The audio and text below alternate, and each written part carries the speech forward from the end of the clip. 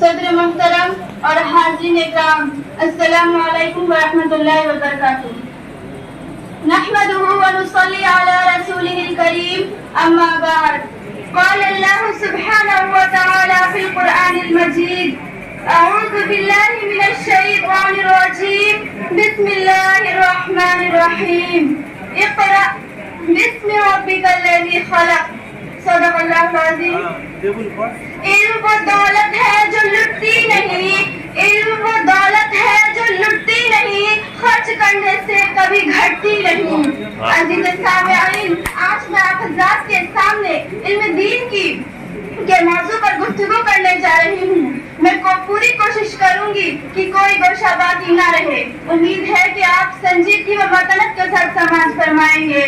برادران ملت، علم دو طرح کا ہے، ایک دنیاوی ایک اخروی۔ علم چاہے دنیاوی ہو یا اخروی، انسان کو عزت و فضیلت عطا کرتا ہے، لیکن دنیاوی علم صرف دنیا تک ہی محدود رہ پاتی ہے، اور اخروی علم انسان کو دنیا و آخرت دونوں جگہ ہے ذلت و رسوائی سے نجات دلاتا ہے اور انسان کو عزت و شوکت عطا کرتا ہے۔ میں سوال کرتی ہوں کہ وہ کون سی شے تھی جس نے آدم کو ملائکہ سے افضل بنا دیا؟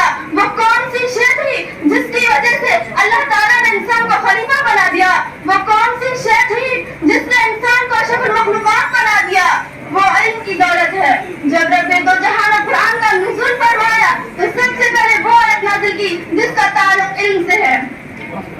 برادران اسلام، لیکن آج کے دور میں مسلمان اپنے بچوں کو تعلیمات اسلامیہ سے دور کرنا چاہتا ہے اور کم سن بچوں کو افرنگی تعلیمات دیتے ہیں۔ یہ صرف شیطان کا فریب ہے۔ وہ شیطان مردود جس نے عہد کیا ہے کہ بنی آدم کو جہنم پہنچائے گا، وہ شیطان جو ہمارے دین اسلام کا دشمن ہے، وہ شیطان جو ہماری کلچر کا دشمن ہے، وہ شیطان جو ہماری معاشرت کا دشمن ہے، وہ شیطان جو ہماری تہذیب و تمدن کا دشمن ہے، جو ہمارے کردار کا دشمن ہے، جو ہمارے سوسائٹی کا دشمن ہے، جو ہمارے ایمان اخلاق کا دشمن ہے۔ یہ شیطان ہمارے ازلی دشمن ہے جو اپنے خوبصورت اور رنگین جال میں پھنسا کر ہمیں تعلیمات اسلامیہ سے دور کرنا چاہتا ہے۔ ایک حدیث شریف حضرت ابو الاسود دوئلی فرماتے ہیں کہ علم سے زیادہ کوئی شے عزت والی نہیں۔ بادشاہ لوگوں پر حکومت کرتے ہیں اور علماء بادشاہوں پر حکومت کرتے ہیں۔ آج علم دین کی اہمیت و وقت کو کوئی نہیں پہچانتا، حالانکہ علم دین کی ایسی ضیاء ہے جس سے رضا الہی کو اپنی منزل چمکتی دکھائی دیتی ہے۔ اللہ تعالیٰ سے دعا ہے کہ ہمیں تعلیم کی، علم کی اہمیت اور ان کی سمجھ کو ہمارے قلوب میں بٹھا دے۔ آمین۔ وآخر دعوانا ان الحمد للہ رب العالمین۔